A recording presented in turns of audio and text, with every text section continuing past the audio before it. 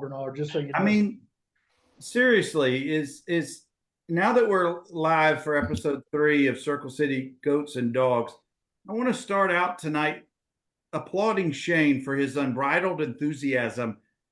And he is the glue that holds this podcast and this crew together. So and he's awake. Hey, a golf clap of applause right now is in order. So, Shane, you know we love you mostly. I want to welcome everybody to the 3rd episode of Circle City Goats and Dogs. And some of us are goats and some of us are dogs tonight. But we've got a good topic, a good episode. This is episode 3. Our first episode was kind of our origin stories. How'd we get to Dothan? How'd our families move to Dothan and we end up all meeting up over our young part of our lives? Second episode last week was really more about elementary and junior high and just kind of getting into the swing of life in Dothan and what made Dothan special for us. But tonight's episode, there may be some stories shared tonight. We're heading into the high school years, and I'm going to take Shane first to the fall of 1982. Transitioning out of middle school, Girard for Shane and me, Chris, another Chris coming out of HA. Shane, what was that time period like for you transitioning to the big school? Okay, before I answer this, I just got a text from Miss C. I've got to give a Miss Becky report. She just told me that Miss Becky had a son and a daughter that attended NHS in the early years. Oh, Legitimate. Thank you, Shirley. Thank you for that, Miss C. Look, can we take a vote? Are we about ready to retire the Miss Becky team? Can we move? No offense to Miss Becky. I'm going to share anything I can get on Miss Becky. I'm going to share. You guys are going to believe in Miss Becky. Not buying it. I don't remember, but I mean, you can keep pushing that narrative, Wood. I'm going to have to go to WTVY and say, I need some kind of footage or something of Miss Becky. Yeah, but why do we all keep doing this, Miss Becky? All right, Shane, take us out of Girard and put us at Northview. What's going on? Assuming you didn't swing by Miss Becky's when you left Girard. I'm just saying. Wow. Summer of 82. Well, we were all excited about going to Northview because of the state championship.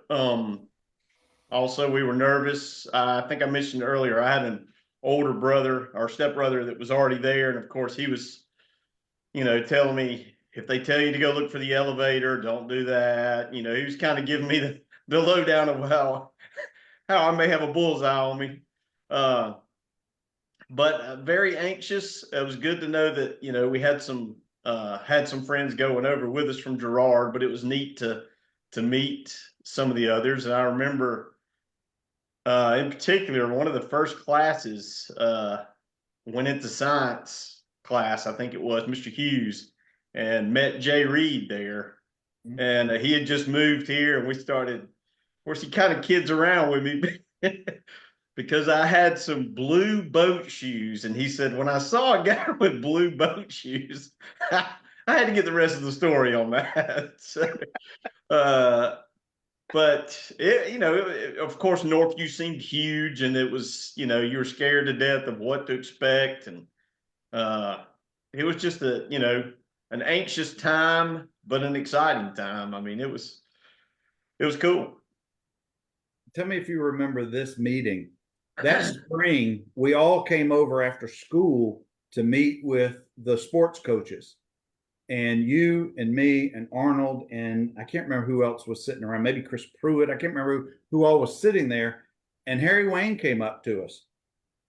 And I told Harry Wayne that I had already decided I was not coming out for football until 10th grade, that I was a better baseball player, and that Rob Arnold and I would see Coach Parrish in 10th grade because we knew that Coach Bubba wanted us for baseball. And Coach Parrish looked at me like I was the biggest idiot in the world and said, no, that's not what's going to happen. You already signed up for football. We'll see you in a few months.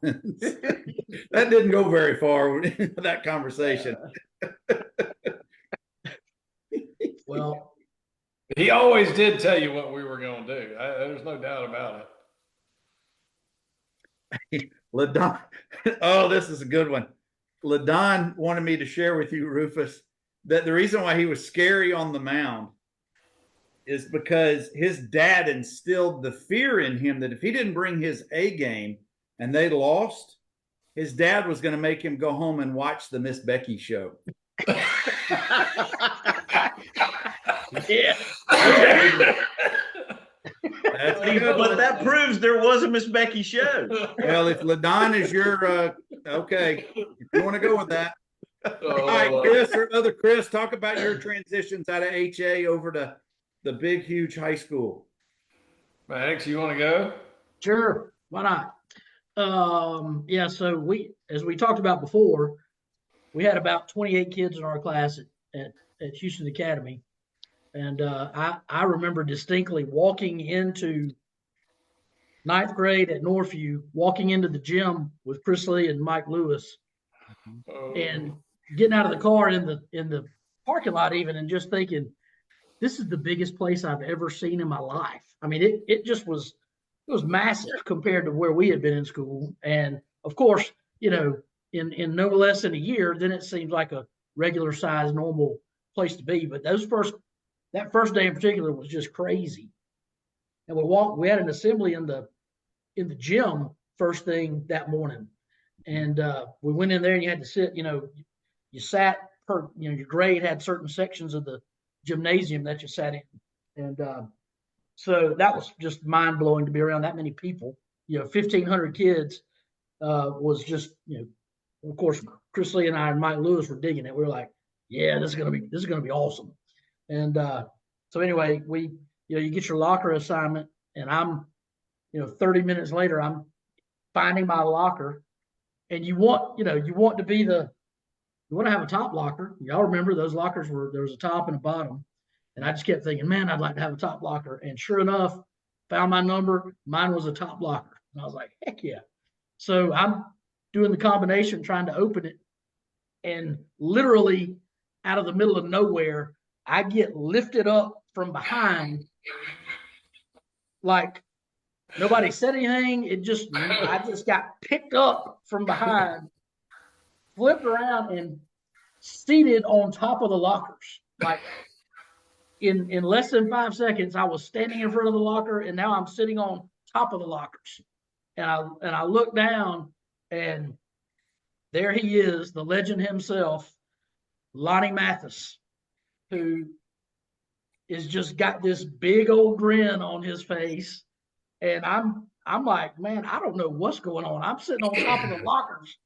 You were bothering me. Into my, 1 hour into my new public education. And Lonnie's just got this grin on his face. And I'm like, so you want that top locker that I have? And he started laughing. He said, no, man, I'm going to take this one below you. And he said, asked me my name, and I told him, and I said, well, what's your name? And he said, everybody calls me Trojan. And I said, it's good to meet you, Trojan. And he let me hop down, which was awfully nice of him. And then, Lonnie and I were tight after that. But yeah, he flat sure, like I said, an hour into school, I'm sitting up on top of the lockers, not sure what my situation is about to be. But it worked out great. And Lonnie and I were friends for 4 years, and he's still in Dothan, last I heard. He is. And for those who didn't know or don't know Lonnie, he was a sweetheart. He was a teddy bear of a guy off the field, but he anchored our defensive line in our junior and senior years and was a terror on the field.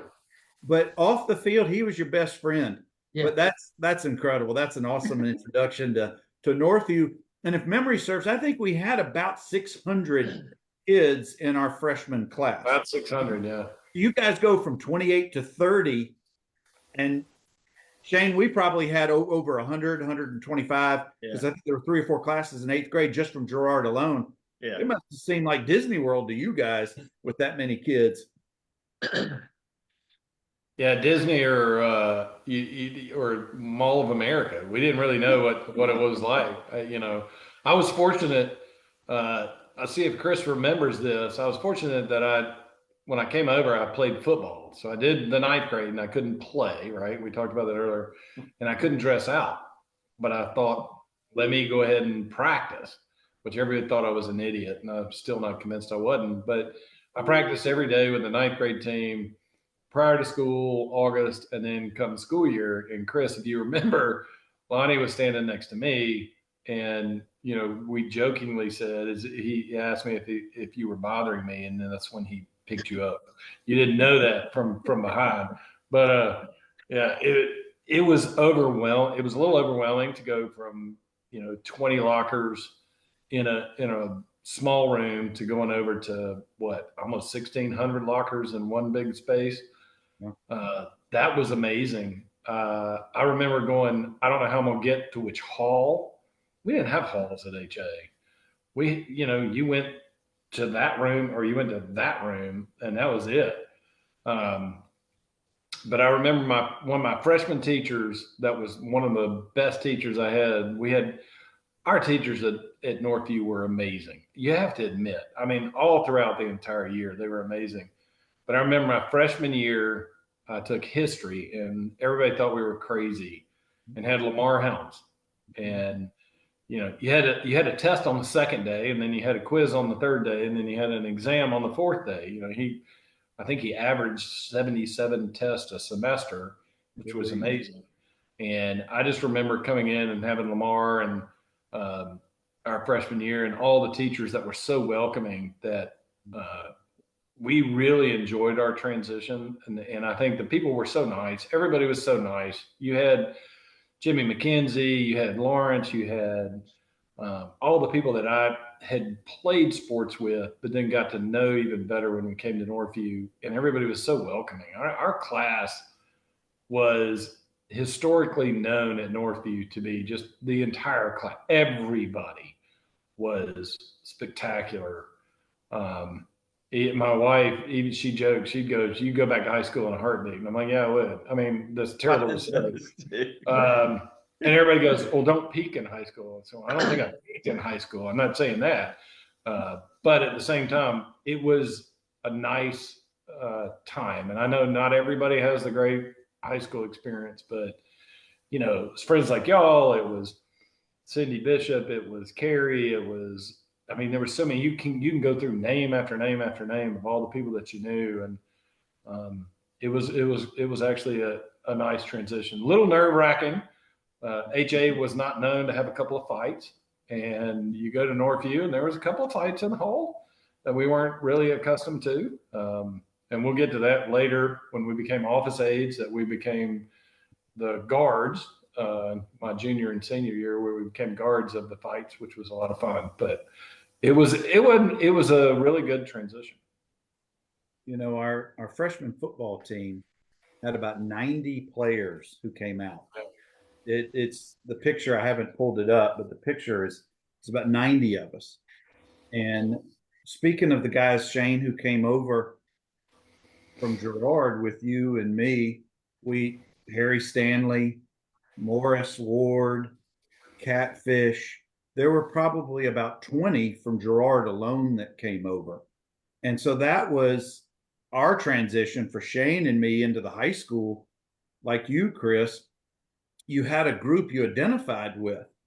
And I think for any 9th grader or new kid to a school, if you immediately have a social group you can identify with, that helps with the transition. It helps with your social standing, so to speak. It makes you at least fit in a little bit.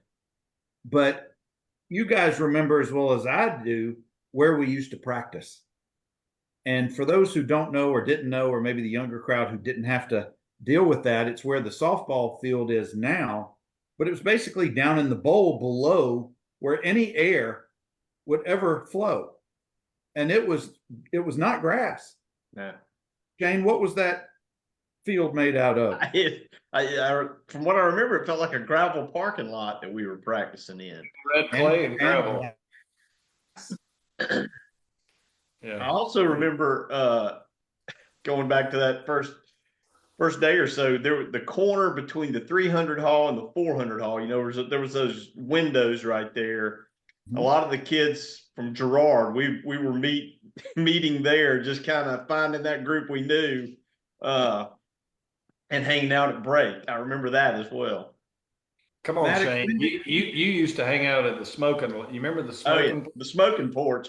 We had the smoking. We had a smoking area in high school. Believe it or and not. that's where the guys who rode their motorcycles also park. Yeah. Right outside the cafeteria. Maddox, when did you find your tennis group? When did that come into play for you? Yeah, so kind of like Chris Lee's talking about, I was told pretty quickly that I could not play because of the transfer rule, but I went ahead and went out there and tried out with everybody and practiced with everybody and would have played. You know, in tennis they have seeds, they have 1 through 6, and then in doubles you have 1, 2, and 3. And so there are typically, back when I played, there were 9 total points available in a match. You had 6 singles matches and 3 doubles matches. First team to get 5 points was the winner of the match. And so, I did the same thing that Chris Lee did. I went out there and practiced every day with them and would have been able to play in the top 6 my first year, but I could not because I had to sit out. And so I think, kind of the same thing y'all talked about. You appreciated that about Chris Lee, and obviously I'm not going to ever compare tennis to football in terms of what you go through, but it can get a little hot on those asphalt tennis courts from time to time. And Northviews y'all remember where they were? They were down there by the theater and the chorus room.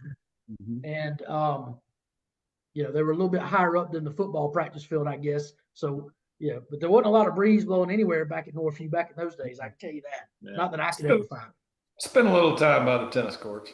I'm sure you did. I was just thinking, I'm sure Chris, I remember some of the senior girls that played tennis. I'm sure he wasn't suffering too bad over there. Maddox, we know how you got to school freshman year. Shane, Rufus, how did y'all get to school? Oh gosh, Brian Holman picked me up coming to football practice, and he had a Volkswagen Bug, and it was the greatest thing ever because the heat was instant. It was a stick shift, and you remember the smell of a bug. And Brian would pick me up and take me back and forth. But Chris, I did not have the same. I was not going to start. I was little. I was small. I was slow, and it was. I mean, coming to HA where I, thought I was going to easily play and all that stuff. And man, I think I got foot stomped by Morris when he ran over me, later to be woohoo when he stepped on me, our sophomore year. I don't know how Shane did it because, I was a defensive back because I was going to come out as a defensive back and ended up. I was going to say that first. I knew that you had done that. Shane, how'd you get to school? Actually, my stepbrother Wayne was already driving, so I had to ride. That worked out for me. You drove. I did. Not yet. He had a few months. Now, not all of us got to ride with the head cheerleader like Maddox. My 8th grade carpool started out as our 9th grade carpool, and that didn't work for me because my schedule was different than everybody else's. And Todd Thornell was part of that, but he played basketball, so none of us could. We didn't ride back and forth that way. But I will say this. If you remember, Shane, I played tight end and a little bit of running back in 8th grade. I didn't play quarterback. Do you remember how I became quarterback or one of the quarterbacks in 9th grade with Tim Bright and maybe Don Jordan or somebody else? Do you remember how this went? He got hurt, didn't he? Coach Cleveland had us line up and he said, throw the ball as far as you can. So that's how I ended up playing quarterback freshman year. But yeah, we actually had a very good team. We only lost 1 game, if I remember correctly. Yeah. Did we throw the ball a lot in 9th grade? We did because we had Harry and Chris and Hogan and Lawrence and and Morris. All those guys had so much speed. It wasn't much on me. It was just let them go get the ball. But yeah, we started throwing the ball a lot back then. Bernard, you just mentioned Rick Cleveland, and I don't know if y'all know, Coach Cleveland was a ridiculously skilled athlete. Mm-hmm. He was a extremely gifted tennis player. Mhm. And I distinctly remember one time leaving Northview, have my windows rolled down. This is later on, obviously, when we're driving. But I'm going by the football practice field, and it sounds like cannon shots going off. I mean, it's just boom. And Rick Cleveland's out there on the practice field just hunting footballs. Mm-hmm. And it was thunderous. I mean, it just made a different noise than anybody else kicking. I mean, it was crazy. That guy he taught me how to punt. Did I he? mean, he and I know that I've had Coach Cleveland on other shows and have kept up with him. I know he's in the Mobile area and still does this very popular sports show on Saturdays on the radio.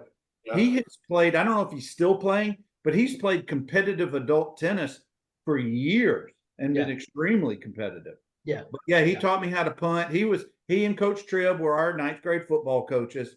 And it was, you don't forget that, because Shane and Chris, you both remember how little amount of water we ever got. And there was never a breeze. Yeah, just to come up to watch the varsity up top was a treat, because you at least got a little bit of the breeze to come through. Yeah. And Coach Cleveland's the only reason, Bernard, truthfully, I don't know if I ever told y'all this, the only reason I ever stayed on the team. And that'll be a little later. It'll be our junior or sophomore year. You asked the other way I got to school, and I forgot about this. So when we weren't playing football, Robert Terrell, remember Robert Rat? And his brother Kenny. Yeah. I would ride my bike in the morning to Robert's house, and then we would ride to Girard, which I'd never been to, park our bikes and get on the bus to Northview.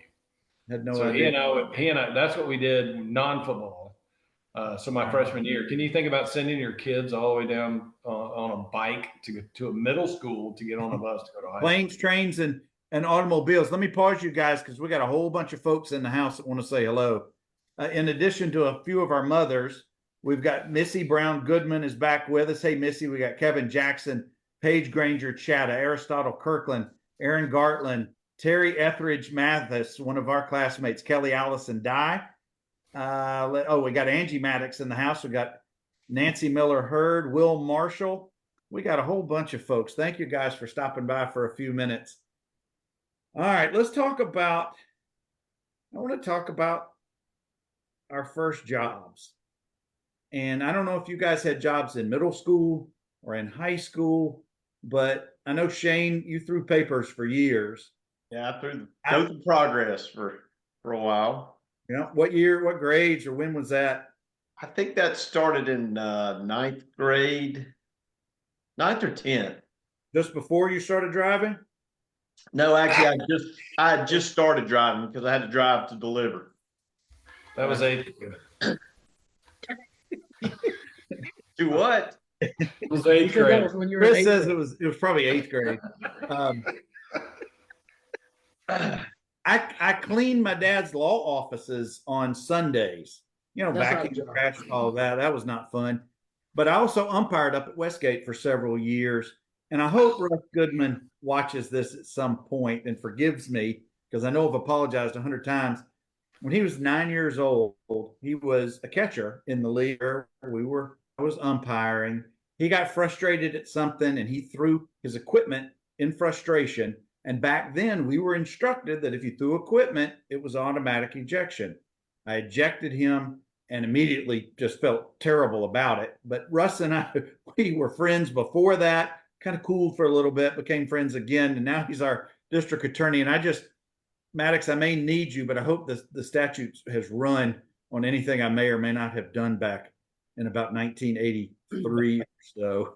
Ironically, Bernard, the way he tells the story is, he says you evicted him, and then you said, and by the way, your house is small. So I don't know what the deal is. Bernard. You live in a little house. But he's done it since he was 5 years old.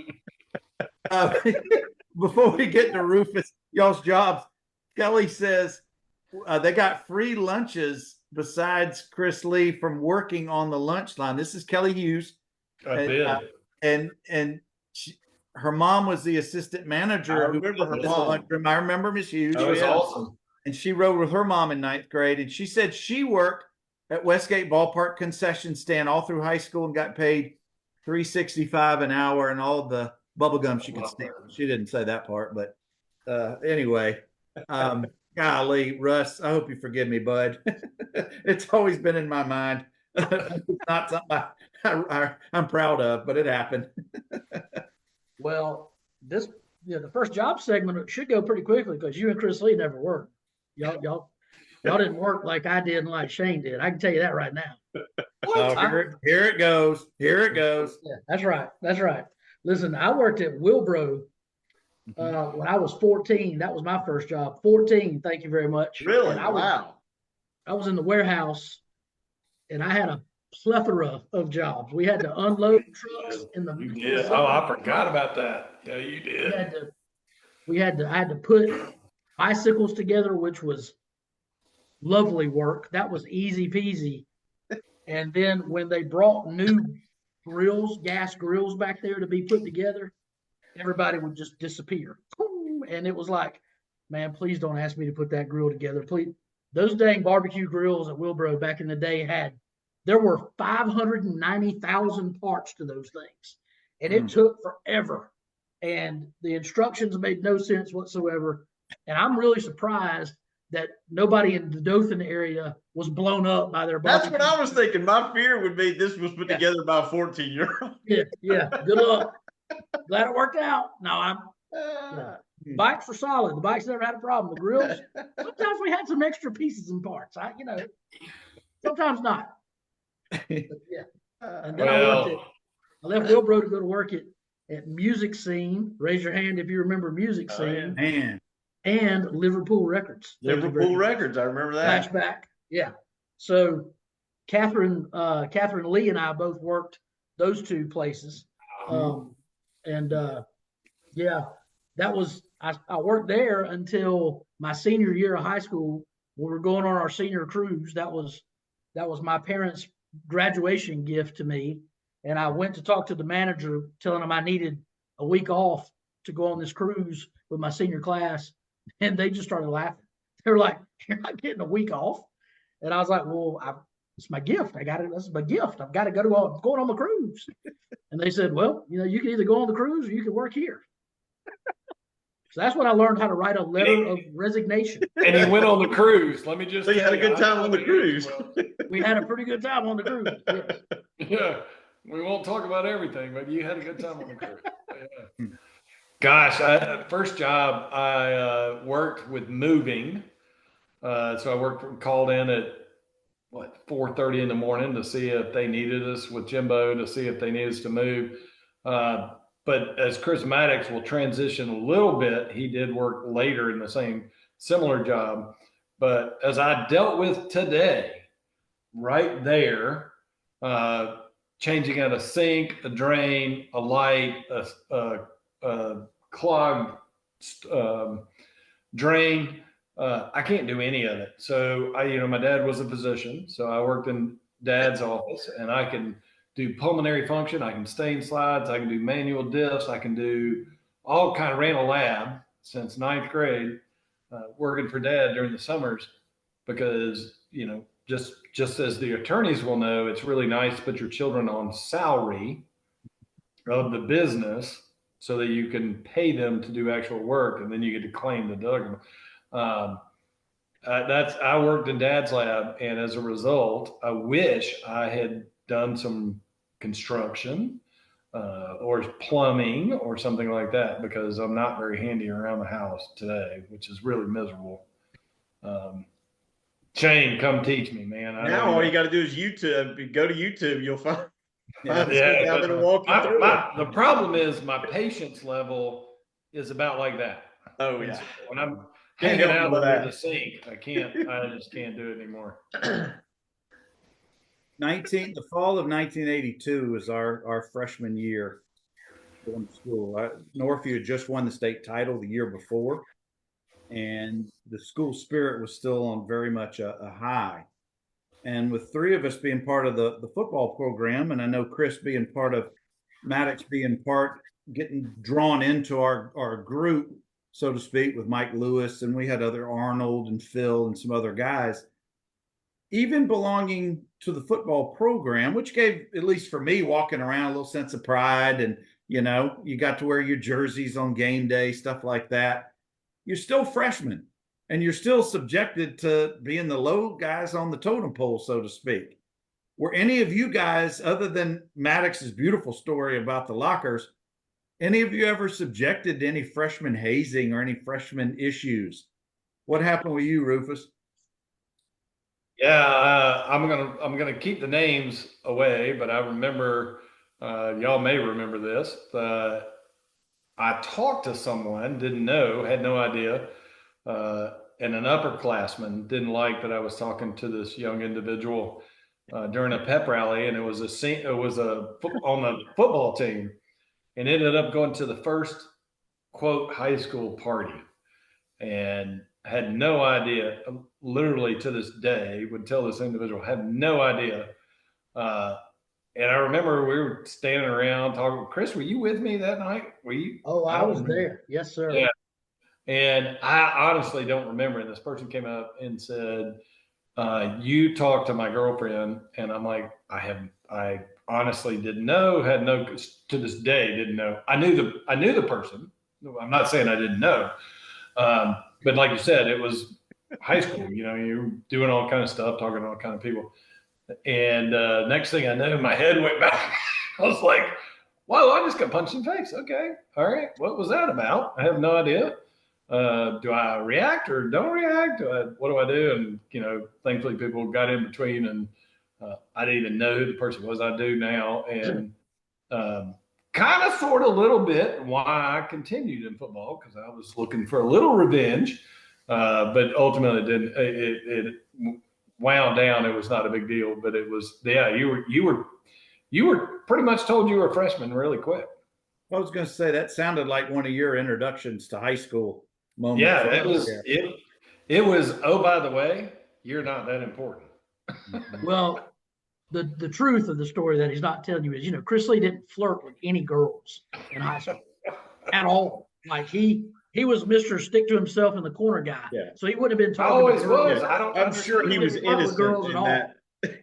And so the fact that he got punched in the face at that party for talking to somebody else's girlfriend should come as a huge surprise to everybody listening out there. Yeah. Especially if that was the only time it ever happened. Especially if either the puncher or the girlfriend happened to be watching tonight too. That would be interesting if we get some comments coming the other way. Hey, I've never met a stranger. I will hug you, Chris Maddox and Shane Wood and Bernard Nomberg right now. Yeah, well, yes. What about you, Shane? Did you have a welcome to high school moment that you remember that was kind of like, we're not at Girard, we're not in middle school anymore? Nothing that comes to mind. I kind of skated through, and I don't look at them, don't talk, just do your thing. That's because all the seniors looked at Wood and they're like, we think that guy's our class. Like the suit Nazi, just take your boat, move along, keep going. I can remember one of the moments that filled me with the most pride, I guess. I don't know the right word. Do you remember there was a classroom that was adjacent to the library on the back side of the library? And you could cut through there to go to like the science. Oh, yeah. Well, I had a class in that room freshman year. And I remember, because he wore the number that I wanted, but he was on the varsity, Darren, the linebacker. Oh gosh, what's Darren's last name? Baden? Huh? Baden? No. I know what you're talking about. But we had a game, Shane. We were wearing our 9th grade jerseys, and he walked by with some of the other varsity guys and looked at me across the room as they're cutting through, and he goes, "Sup," and kept going. And I didn't know what "sup" meant at the time, but I recognized the head nod. And John Kaufman and Todd were sitting right behind me and are giving me wait, man, those guys, those are the 11th graders or 12th graders. And that was a big, Shirley C. nailed it. Darren Chatham. Thank you, Shirley. I knew she'd remember. I was close. But to get a little bit of recognition by some of those older football players, that meant the world. How would they know who the 9th grade dudes were? But I guess I got on somebody's radar, at least for that day. That was a good feeling that day. I didn't get punched in the face. I don't have any of that, but. That was Doug Jones, and who all was in that class? Woo woo.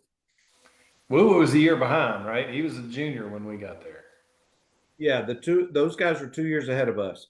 2 years, yeah. Okay.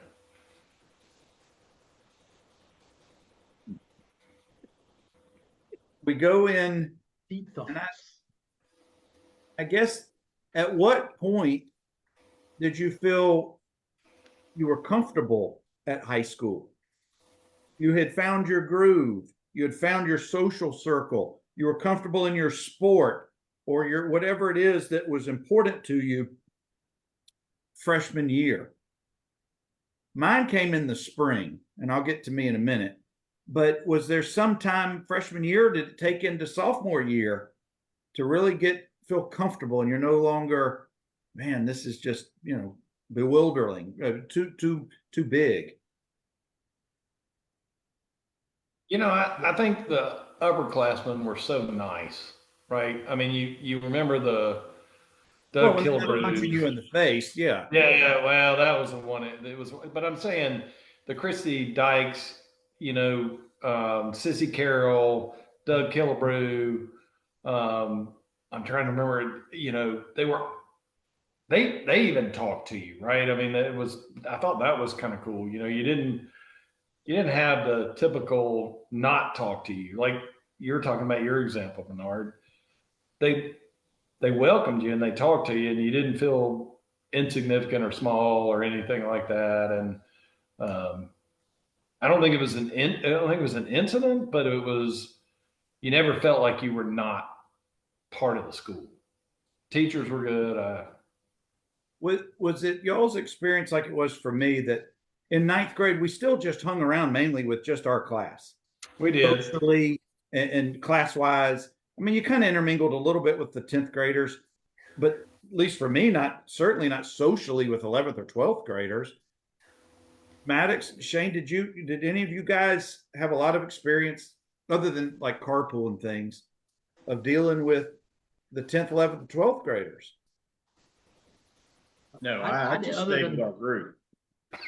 Go ahead, Maddox. Sorry. No, go ahead, Shane. I'm sorry. No. Like when we had the dances, and those were kind of important back then. Dances were once a month or whenever they were. Most everybody in 9th grade went to those. I mean, we were starting to get dates, at least some of us. But yeah, they were the dances at Doug too after the football games. Yeah. Yeah, those were legendary. Donnie Morris breakdancing. Well, is there anything better? That was, if you went amazing. to Doug 2 after a football game on a Friday night, all you could do was sit there and wait for Donnie Morris to show up and hope you could talk him into breakdancing, right? And it was just, that was major, right? Well, it was the infancy, frankly, of breakdancing.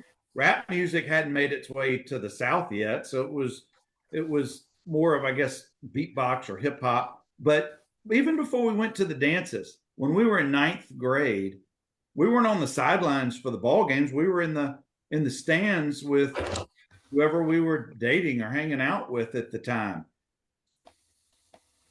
Do you remember any of those Friday nights in 9th grade being at Rip Hughes? I certainly remember being in the stands, raising Cane in the stands. I don't specifically remember having a date in the 9th grade to the football games, but we were. You always found somebody to hang out with when you went down there to that student section. But we were way up at the top. Yeah. Well, that's what I was going to say. The 9th grade, we were pushed all the way to the top of the stands. Oh yeah. We were even past the band over there at the very end of the stadium, pushed up to the top for sure. Yeah. Rufus and Shane, did when we were at those games, did it dawn on you that just a year later we'd be on that field? I never thought I was going to make it, honestly. I didn't know if I'd survive ninth grade football. I mean, that was a tough road. So I was like, maybe that was a goal and obviously something you wanted to achieve, but had your doubts. Shane was really fast, people. Y'all don't realize how fast Shane was. Shane was really fast. I was 135 pounds, 5'8", and I didn't think I was going to ever make it because I was little bitty. On that note, when we were at Girard, one time they set us up for relays. We did the 4x relay at PE, and nobody knew really how fast anybody was, or I don't think they did. But this was our first leg was Bernard. Then he would hand it to me. Then I gave it to Arnold, and then Arnold handed it to Harry Stanley. Wow, that's a fast group of people right there. Well, three of them were real fast. You beat me to it, keep it close. I might get a little, but when Robbie got it, everybody was like, "Oh man!" And then Harry, he was just gone. Well, I was the false sense of security for the other teams. We got a chance. But then we had a state track champion as our leg, and it was over. It was over. Yeah, it was nice. Robbie was so fast, but it was deceiving. His speed, you didn't seem that he was going that fast, but he could fly. Yeah, he could fly. Let's see, guys. We've got some more folks who have joined us. Give me just a second to pull it up. We got Steve Pryor is with us. Hey, Steve, thanks for joining in, bud. And yeah, Kelly remembers Jamie Little also as one of the dancers at Dothan. Oh, yeah. Oh, wow. That was Dothan High fame, right? Jamie was over at Dothan High, and if he ever showed up at one of our dances with, to break dance against Donnie Morris, that was the ultimate challenge, right? So, was Jamie for the Westgate ball? Was Jamie the kid? Obviously, I remember Jamie later on in high school when we were playing Dixie Youth or Dixie Majors. Arnold was playing first base. There was a pop-up hit over his head, and he's backing up, and Jamie is coming in, and Arnold just flattened him. And I think it ended his baseball career. Do y'all have any recollection of this? Broke his eye or something, That would right? have been It was a bad injury for him, and I think it was this Jamie. But Jamie Elliott? I thought so. Maybe She said Jamie Little. Yeah. She did say Jamie Little. Maybe you're right. Maybe it was Jamie Elliott. Oh, yeah. Yeah. Maybe it's Jamie Elliott. So sticking with this ninth grade, now we're transitioning to 10th grade. Shane's been driving for 2 years. And one of the great things for me is I now had somebody who could drive me. And my parents didn't have a problem with Shane. They knew he was 2 years away from Social Security, so it was fine. He was experienced. He was a responsible adult, right? He was a responsible adult. He was a responsible adult. I started driving sophomore year in the spring. Rufus, you started driving during that football season, our sophomore year. November, yeah. And Maddox, I know you're the youngest in the crew. You weren't till the summer. I started driving 2 years after Our high school senior year, yeah. But I will say this, when Shane got his, it was a whole new world for me. A whole new world, because we double dated. We finally So what you're saying finally after all these years is you just use Shane for transportation. Pretty much. Yeah. Two bucks a Pick week. me up, Wood. Take me. $2 a week. $2 a week. And my first car was a Dodge Omni. It only had AM radio. All you could do was listen to the Braves. I mean, you drive around the Northside Mall and get to hear the Braves game. And that was about it. There are worse things you could do, right? That's gonna true. say You cruised them all. You did. Y'all cruised them all. Pizza Boy days, baby. it did not matter to me what kind of car Shane drove. The fact is, he drove it. That's exactly how I felt about Chris Lee, who, for those of you watching, was exactly 9 months to the day older than me. Mhm. So November 21st of our sophomore year, Yeah. he's driving, and I'm just like you, Bernard, abusing Shane. I was abusing Chris Lee. Woo, let's ride. We were having fun, man. I'm sure. Now, I'm going to jog your memory a little bit. We all went to the Circle West Godfather's Pizza and movie theater. We all went to Miss Davis's movie theater at Northside Mall. I remember Miss Davis's original movie theater that was on Cherokee, Chris, over by you, right? Village Theater. Yeah, the Village Theater. And I remember going to maybe this was later in high school, but the Burger King that was near the Albertsons was also the spot. What other places do you guys remember going to or hanging out or meeting up besides the mall? Burger King. Oh, that's so sad. And what boomers, I think. Yeah, that was when we were older. That was older like junior or senior year. Was Yeah. booming. But do you remember going to God? This is terrible to say. You remember, because we were consumers of food. You remember we were eating a lot of food, but you go to Godfather's and you'd eat. And in the old days, a lot of people watching this are going to judge, and okay, whatever. But family, you didn't take pizza home when you didn't eat it. And they would leave the pizza on the table, remember? And then we would go eat the leftover pizza because nobody was staying at home.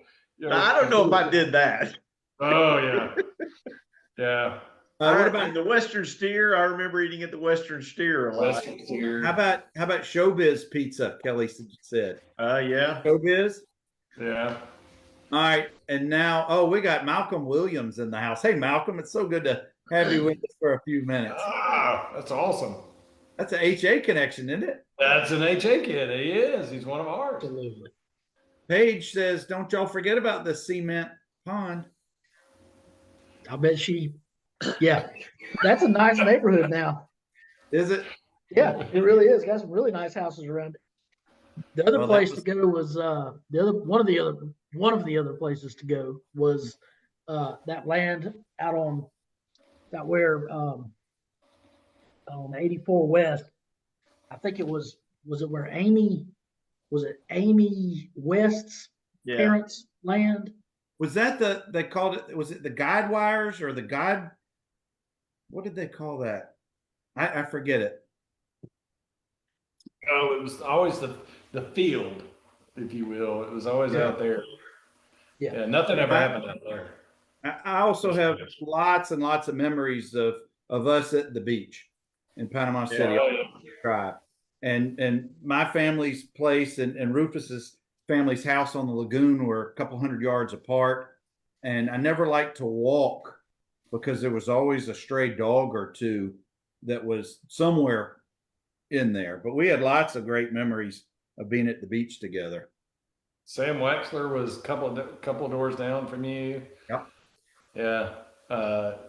Gosh, remembering those memories of Sam and you and Chris Maddox, God love him. He'd come to the beach all the time, and there's way too many stories of Bisquick, eggs, lost boat. I can't even imagine what can be told about that. But we spent jumping out of the boat when Sherry 2 was in it. It was my girlfriend at the time. Yeah, it was. We did some. Poor Sherry. I love her to death. We jumped out of the boat when I was driving. Chris and I would jump out, and she was sitting on the bait box of the boat and didn't know how to drive the boat. And we would jump out while it was running. I'll just say, Bernard, you were much safer with me than Chris was with Rufus. A little bit. Hiding around. Little bit. You two guys were Captain Vanilla compared to the things that Chris Lee and I did at the beach. I mean, how many times was the emergency brake pulled riding around the creek? Well, only when it rained. Oh, wet grass. What are you scared of? I mean, it's wet grass. Westgate Park was an airport before. My brother told me that, Russell Lee. You would pull, I know Dotson B210, you'd pull that emergency brake and we could get 3 or 4 circles on that wet grass. Yes, absolutely. Dale Warrington had also a Datsun B210, and that's how I learned how to drive a stick shift. And he got so mad at me, he kicked me out. We were at the Northview in the back parking lot, and that's where I learned one day after baseball practice. And I kept begging him, let me keep practicing. I don't know why my car wasn't a stick shift, but I just felt like it was, as a dude, you got to learn those kind of things. And he was the only guy I knew at the time that had one of those. But old Dale, what a good dude. You gotta tell everybody what your first car was, Bernard. Oh, it's beautiful. It was a 1976 Oldsmobile Delta 88 convertible that was so long, I had to park it behind the tennis courts perpendicular in 3 spots. Couldn't parallel park it. It got about 10 gallons to the mile, and I didn't misspeak, but it could fit all of us. But I only drove it for a couple of months because it was a convertible too, wasn't it? Oh yeah. Son. I had it down, but then one of the days I put it down the top to go to school to take others to school. The whole back window shattered, and we were not going to get it fixed. So I would put a piece of AstroTurf over the roof and put logs on top of the AstroTurf. Like I said, it was a short-lived car. You've always driven the weird cars, haven't you? I did, but I want to steer you guys back just a little bit because this was something that was a big impression on me. 9th grade and 10th grade pep rallies on Fridays. How impressive were those? How spectacular was school spirit? You got Dr. Smith doing the chant or his poem at the end. Maddox, what do you remember about those pep rallies? I just remember, I mean, it was, each grade had a contest every week to see who'd win the spirit stick. Mm-hmm. And the poor 9th grade never won the spirit stick that I can recall. And I don't know if they still do pep rallies or not, but they, of course, now there's a 9th grade academy in Dothan. It's not 9th grade at the high school, but the spirit sticks and the Dr. Smith, I mean, that guy, he got, in terms of being a principal who understands how to get his students truly fired up with school spirit, he was a master at that.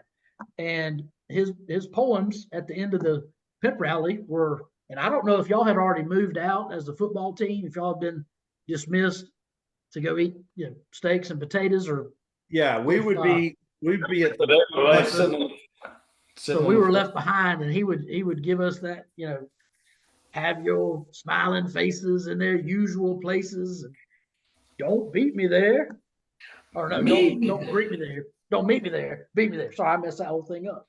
But it just got everybody just riled up, and so then you had to figure out what to do. You're all ready to go. The game should have been kicked off at 4:00, right? Because all the students are just ready to go, and then you got to wait till 7 or 7:30 to get to the stadium, and by then, of course, you've lost your mojo. So the band is playing, the cheerleaders have put on these intricate skits related to the game for that week. It was a whole ordeal. Do you remember anything particular about those pep rallies in those years? They were incredible. I mean, just looking back and what I remember about them, it was unbelievable. I mean, the spirit was, I mean, we had themes, didn't we, during the week? Oh yeah. Each game. And so people would dress up on Friday in the theme. And then, of course, later when we were players, we wore our jerseys, but I just remember all of that. And of course the competitions, and I think people would go in the bathrooms and get the toilet paper, wouldn't they? And then when they called your section, there'd be these rolls of toilet paper that come raining down onto the floor. Incredible. It was just unbelievable. Yeah. You didn't do it. Yeah, I remember specifically being the freshman Bernard, if you went in the gym, you were the upper right? And we were all up there, and they would go, freshman, and we'd go, yay, we don't know whether to yell loud or not because we don't know if whatever's gonna happen. And they would go, sophomores, which was the other side, right? And they would yell, and then the juniors and the seniors. So it was always fun to watch them call everybody out. And I'm watching that now with my daughter where they're doing the same thing kind of in the school that they're in now where they call them out and do it. It's fun. Wow. Morella McNair Collins, Melinda Smallwood Cheney, Jennifer White Wells. Thank you guys for all popping in here and all kind of comments. Just awesome. I remember our freshman year, we're up top, and Dickie Lillard was the senior quarterback. Yeah. And man, he just was the top for me. He was it. I wanted to be that dude. Because if you remember, he stepped in for David Alford his junior year, and took us all the way to the state championship.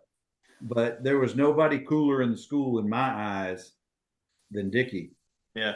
But then when we came around to baseball season, Arnold and I got called up to the varsity, and we both, wide eyes. Were the only ninth graders at the time on the varsity, and I'm watching the likes of Barry and Shaughnessy and those guys, and Bubba just pulled the two of us aside and said, y'all are part of this team. You don't get with it, you're going back down. It didn't take very long to realize they're just a couple years older than us, a little more experience. We better get used to being teammates and not just watching from the dugout. But those are some of my kind of welcome to high school memories that I Barry Hightower was something special to watch. He was fast.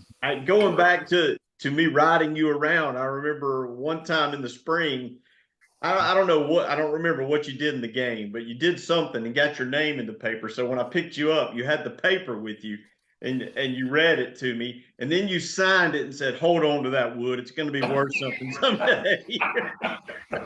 And it stayed in my glove box for I don't know how long. You know what else was in the glove box? Probably those Burger King coupon booklets. Oh, probably so. $1.25 for a chicken sandwich. Yellow and red. Yeah. The baseball team sold those. Maybe some of the other sports teams sold them too. Oh my gosh. Oh my gosh. But speaking of Barry, I played third base, and whenever Barry pitched and it was all right-handed batters, I did nothing. Nobody's going to pull the ball on Barry Hightower in high school. Arnold and Rookert on the other side of the infield, they had all the work.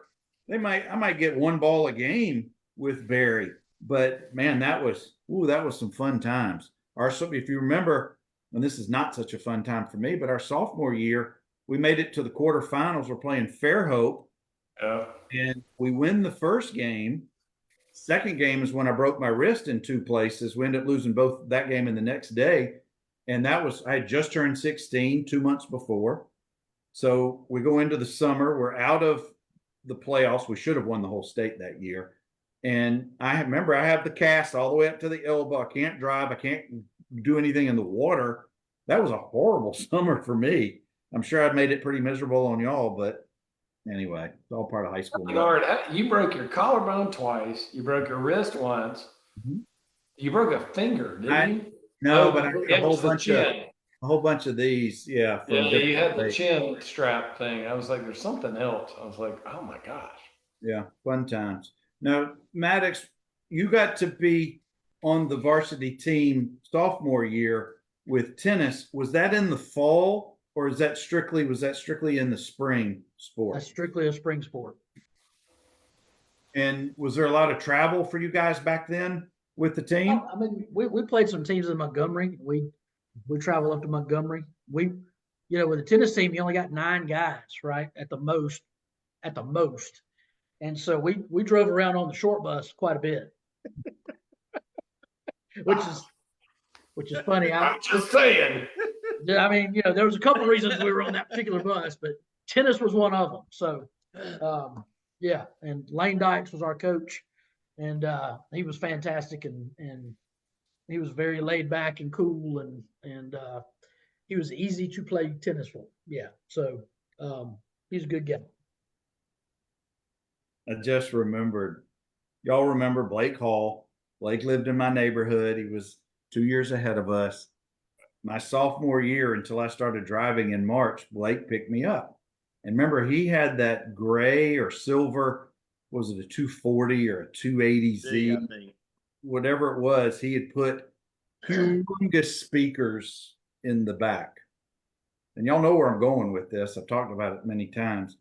We could hear him 4 or 5 houses before he got to my house, and he played the same song every day, the whole way to school. We never spoke, couldn't because it was up so loud. Rick Springfield's Jesse's Girl. And I still cannot stand that song today.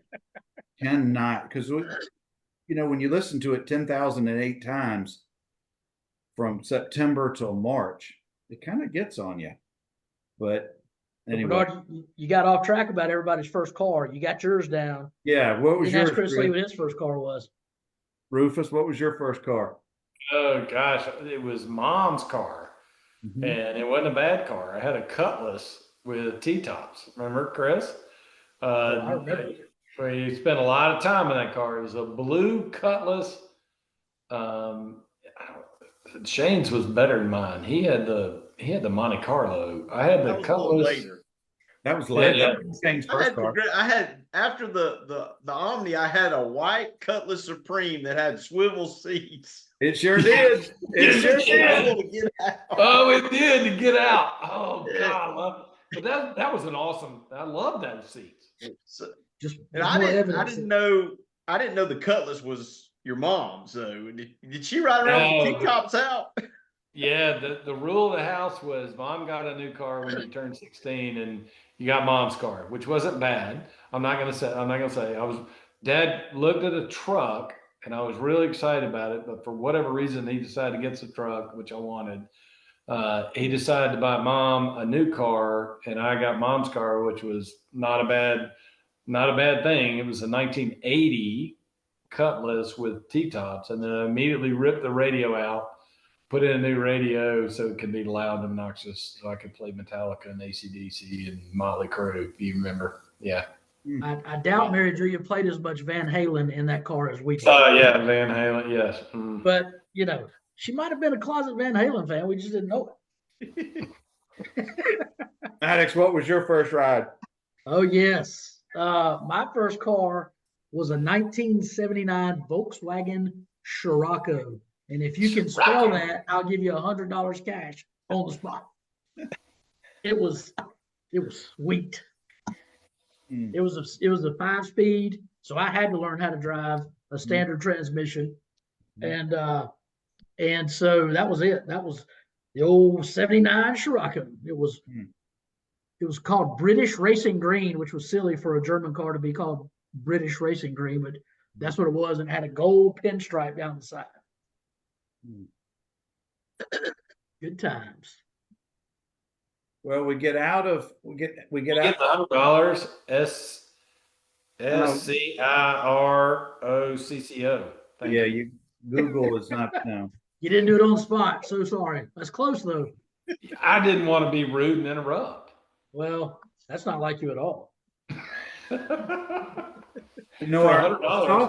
Our sophomore year of football, we're all on the JV.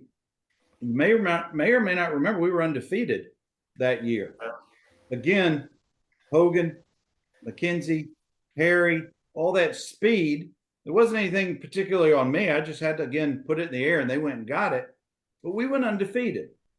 The varsity team, which had never – no, that was our junior year. Up to that point, the varsity had never had a losing season. But you may or may not remember that Northview actually played in a bowl game in Dothan, or was it in Greenville? We played Greenville, and they beat the pants off of it. It was like the Lions Charity Bowl or something. And we lost like 21-3 or something. Freezing cold, too. I remember that. It was terrible. Gosh. But we each got to play a player 2 or 3 at the end of that game. I don't know if you remember that part. And I was excited to go in, but you're right, Shane. It was miserably cold. And I'm thinking, I'm just going to fumble the snap immediately and I'll never get to play ever again. Thankfully, that didn't happen. But we had a great JV team, but we had a lot of 11th graders who also came down and played, and they were quite resentful because they didn't get as much playing time on a very good JV team. I don't know if you remember any of this dynamics, but I certainly do, because it carried over to the next year when we were all competing on the varsity level. I wasn't good enough to play. At this point, Shane, are you in I'm the same as Chris. Are you playing DB at this point? Yeah, I Are was you still a DB? Have you moved over to the line yet? No, I was playing wide receiver, I think, on that. Oh, sophomore year. Yeah. Oh, And what God about help us, he can't catch anything. You what? I said, God help us, he can't catch anything. What about, let's go off the sports fields. Were you guys in any social clubs or organizations on campus? Student government, any other organizations like, I don't know, Spanish Society, or those kind of things? No. Not Key Club, Nope. not Junior Yeah. Key Club. Key Club, what you remember is Key Club, Chris Maddox wouldn't let me in his club, so I went and started my own. So I started Key Club our senior year. I remember that. Yeah, I started Key Club our senior year. Wait a minute. Because Why am I getting thrown under the bus here? you wouldn't let me in whatever that other club you were in.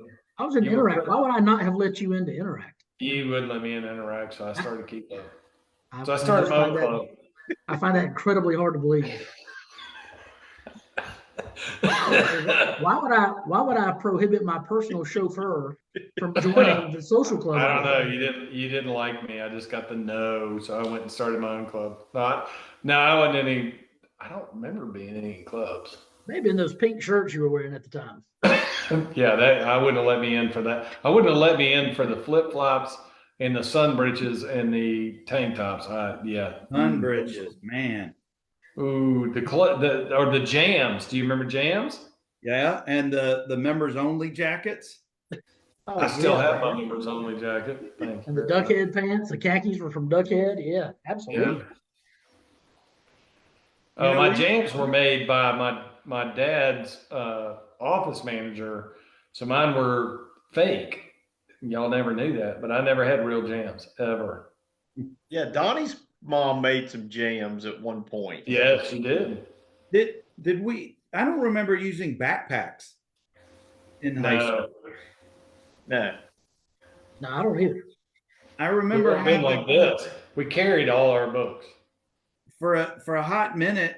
I had my dad's, believe it or not, my dad's Vietnam era backpack, but it wasn't like the backpacks of today. It was more satchel like. And I remember taking it to school a couple of times thinking, there is no one else who uses anything like this. So I just left it at home, and we probably made fun of you. You carry these towers of books everywhere. It was ridiculous.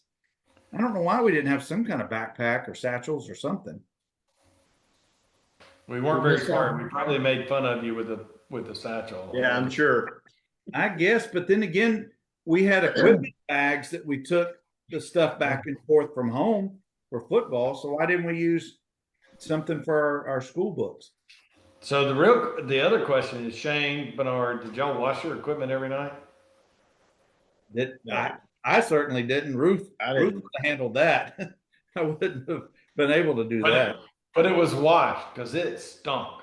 That stuff. It did stink. Now, a few days in, I was like, "Oh, this is miserable. Put this on."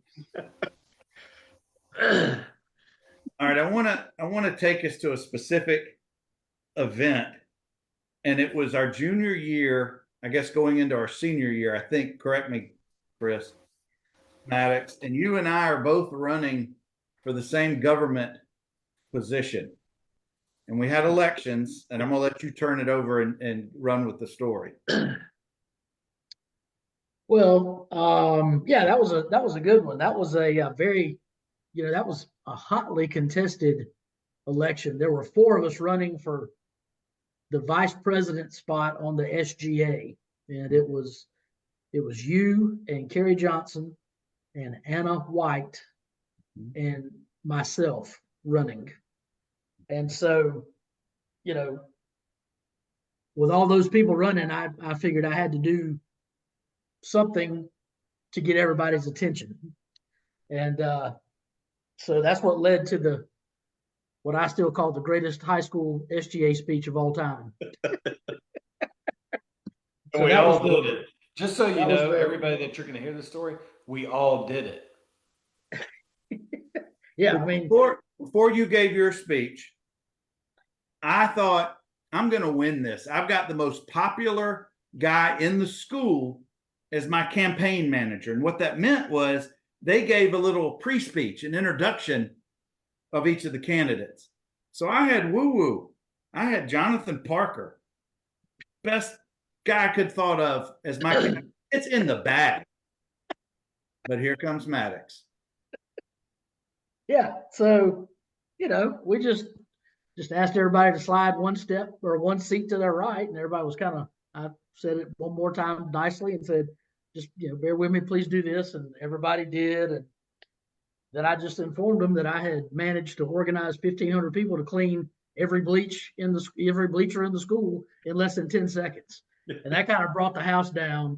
And I don't even know if they heard the rest of my speech. Everybody was laughing so much. But anyway, we that led to a runoff between Kerry Johnson and myself. And you know, fortunately, I guess people remembered my speech. By the way, speaking of campaign managers, shout out to Kelly Peacock.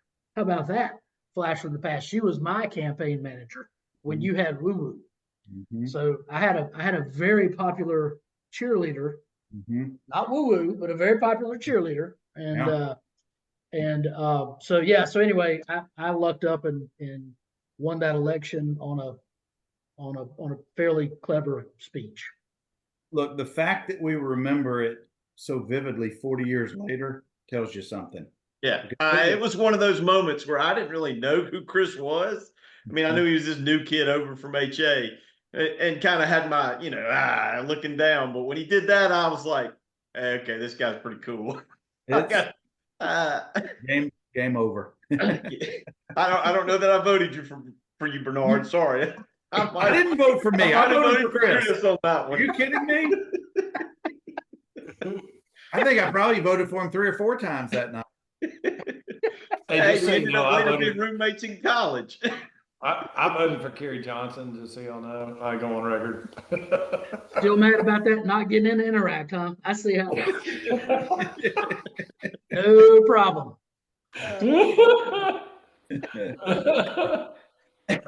Well, guys, we'll go just a little bit further. I don't know if we're going to get into our senior year tonight, but because there's really a lot there. But I guess I want to ask you guys, what do you remember about, to the extent that you want to share, some of our guys' trips? Because by the time we were getting to be juniors and then going into seniors, we were starting to do some things together as a group, like going down to the beach. Maybe I don't think we went to Tuscaloosa yet that early, but I just remember us getting a little more freedom and a little more flexibility in things. And I'll just turn it over to you guys because I've got some photos I'm going to look for to share while y'all are doing that. Well, the beach trips were just crazy fun. I mean, they were epic. There were so many of them. It's hard to pull out individual times from individual trips, but there was never a time that we were all at the beach where it was not just huge fun, belly laughing, just playing football out there in the Gulf and just, you know, it just was great. Maddox, you've got to share your car story where your car is towed and how you get it out. I know I'm throwing that on you, but I distinctly remember that story. Well, since it brings up such warm fuzzies for you, Shane, you go ahead. You can tell it. It's okay. You won't steal my thunder. Do what? I said, you can tell that. You won't steal my thunder. I don't remember it. I just remember your car got towed, and you said you had like no money with you, and you were going down the beach looking for everybody you knew, and you were asking for money so you could get your car Yeah, I was like a bum. I was like walking up to people saying, to yeah, get because enough I to had get the parked. car out so you could go home. Well, you remember, I mean, the spot we always tried to go to at the beach was La Vila, right? None of us were old enough to actually get into La Vila, but you could still get down there on the beach, you know, between the Gulf and La Vila, and that's where we spent a ton of time in that area. And unfortunately, I may have taken some liberties one day on where I chose to park to go down there. And because I figured I'm going to park in this condominium, and there's no way they're not going to know that I'm not staying here. I mean, I'm just I'm just a car in the condominium parking lot. How are they going to pick me out and tow me? Well, yeah, little did I know the, you know, doing, you're supposed to have a parking pass for the condo. And they sure did. They towed my car, and I was in a pickle. I was not about to call home and inform my sweet mama or my dad that my car was towed. So, and of course, there are no cell phones back in these days. And so, anyway, I was walking down the beach talking to everybody I knew, and probably a couple people I didn't know, saying, "Man, I'm screwed, y'all. My car's been towed, and I got no money, and my wallet's in my car, and I'm a dead man walking." And anyway, I got to the place, and I don't know, they were going to charge me like $70 to tow my car, and I think I had $43.28 that I had bummed off of people, and I just managed to talk my way into them taking the $43.28 and giving me my car back. And I think I had maybe $5 in my wallet that I was able to give him on top of that. And it was not a pleasant experience. It was, you know, because you never want to be getting in trouble in high school when your parents are going to find out. You know, that wasn't a good thing for me. So, you know, I was doing some quick talking on the beach that day, and you know, I managed to survive it somehow. Always have been. All right, I got two pictures to share with you guys. One will be pretty brief, but we've already talked about. Tell me if you see this. Oh my gosh. That's so good. Chris Lee, age 13. That's his Waterworld pass, and I guarantee you that pass is still good today. Yes, Jim sir. Yes, sir. Just so you know where I got that from, Delia Overton posted that, I don't know, 15 years ago, and it cracks me up. I was past number 324. Yep. That's a beaut right there, bud. Wow. All right. We got one more. Let's see. Here it is.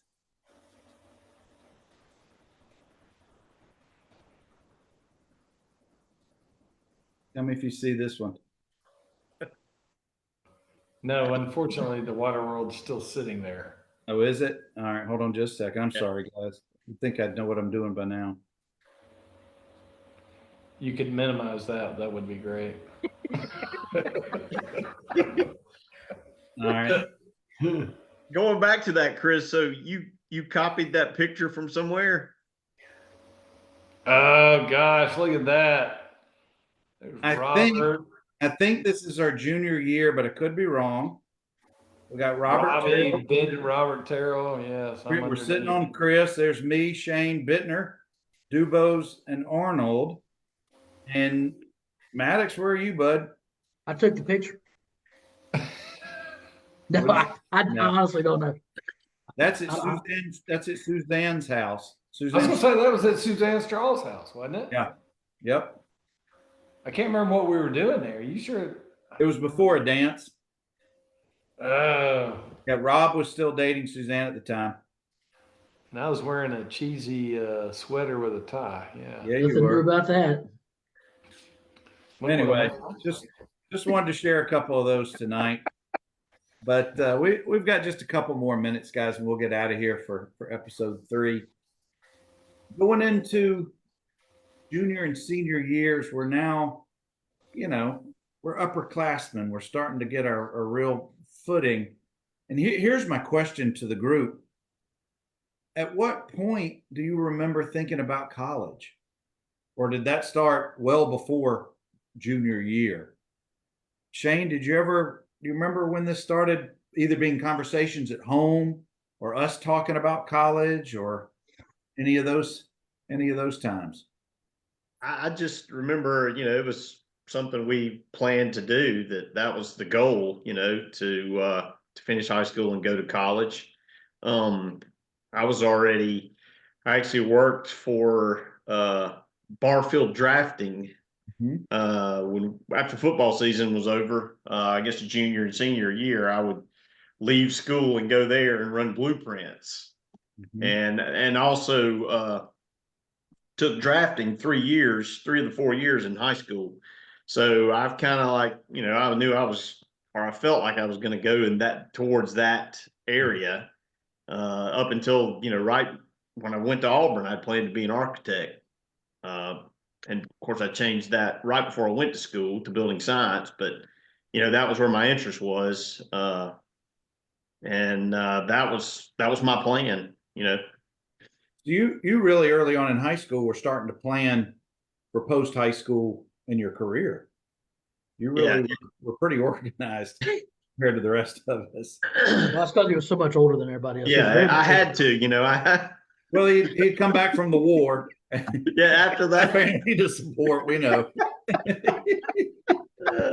He had child support, alimony. I had all these bills to pay. He lived a life.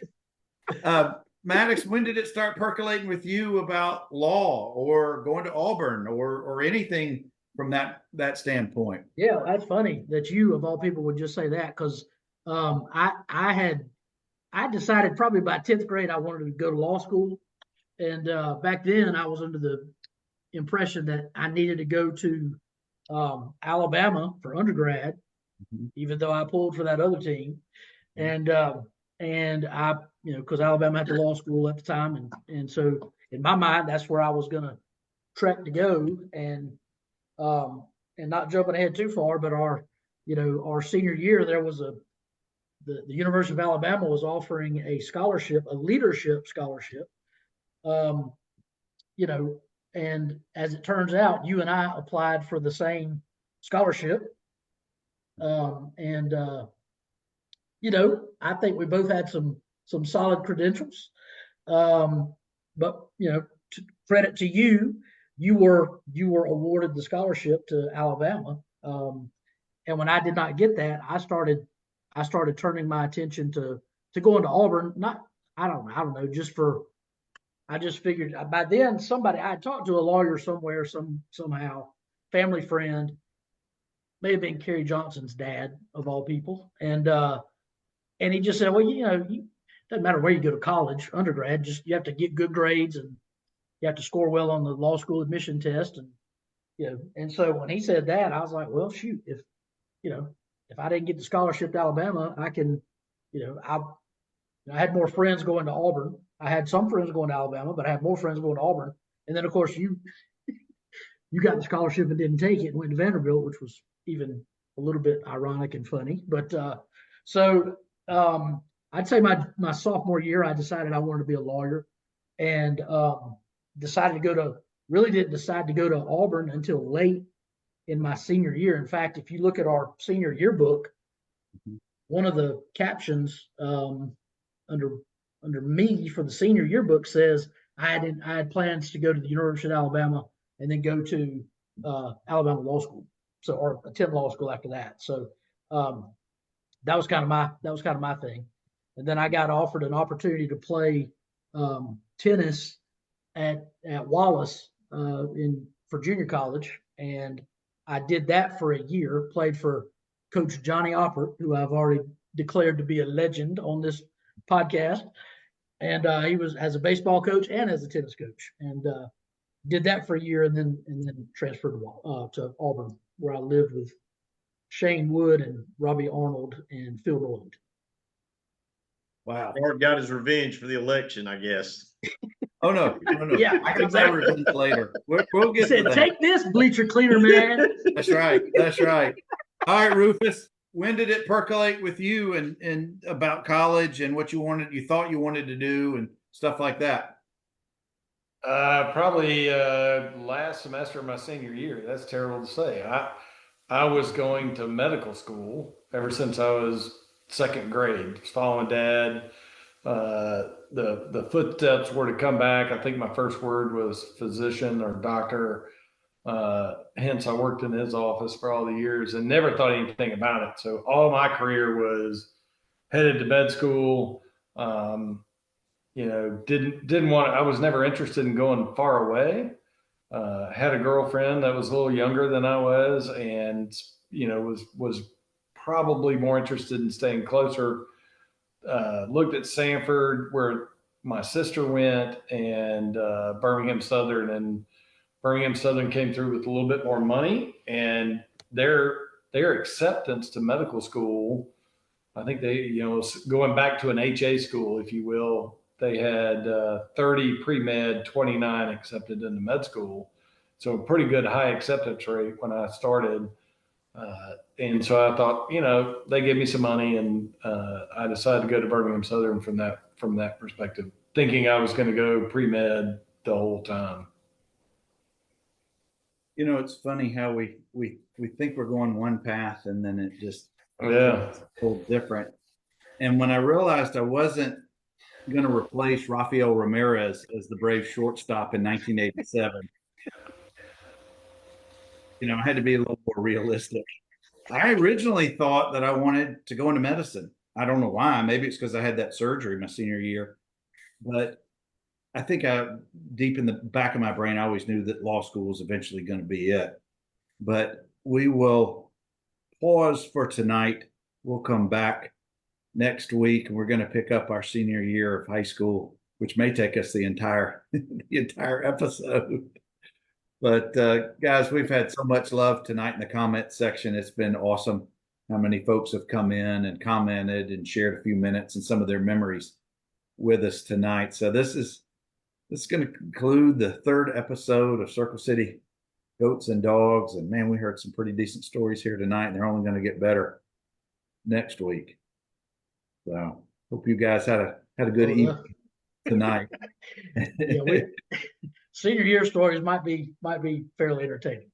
Yeah, I suspect some of the other, we'll call them accomplices, will be showing up and commenting in the bleachers. So you guys have a good night. Take care. Bye, everybody.